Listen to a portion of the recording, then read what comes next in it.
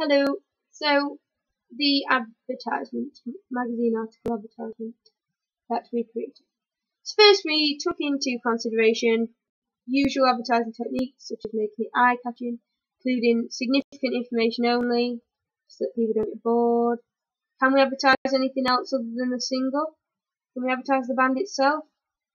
Just stuff like that. Then we obviously took into consideration our digipack because it needed to link, as that's what it was advertising.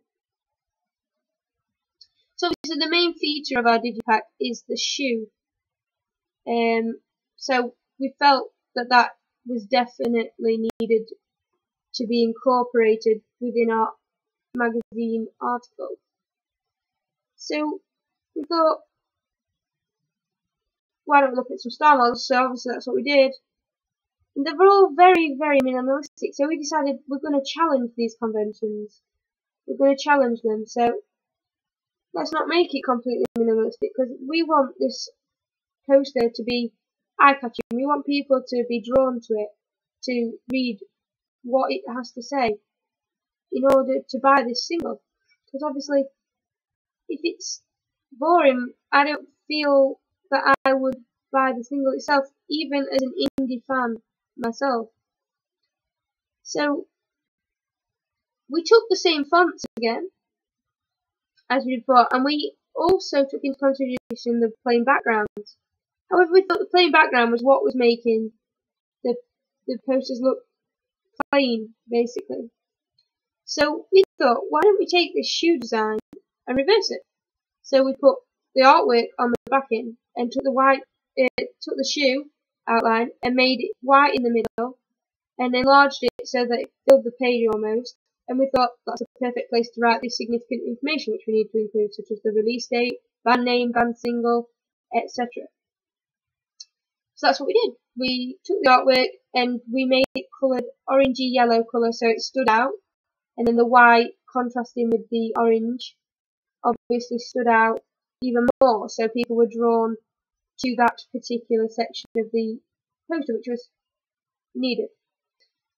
So then we used the same font as we'd used through the digipack to put the release date, etc. in, and we used the band logo.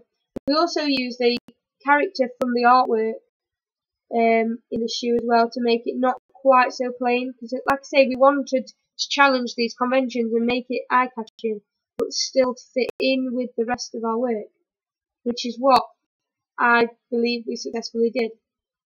We also thought, right, so what if people haven't heard of Foster People, because this is their debut single at the end of the day. Pumped Up Kicks was Foster People's debut single. It was how they made fame. No one had heard of Foster People really before.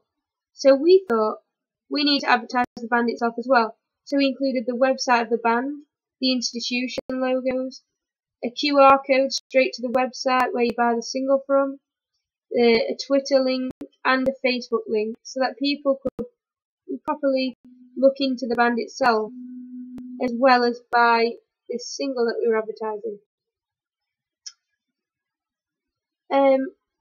We were really impressed with our magazine article. It was simple, it didn't take much time, but it included everything that we wished to portray.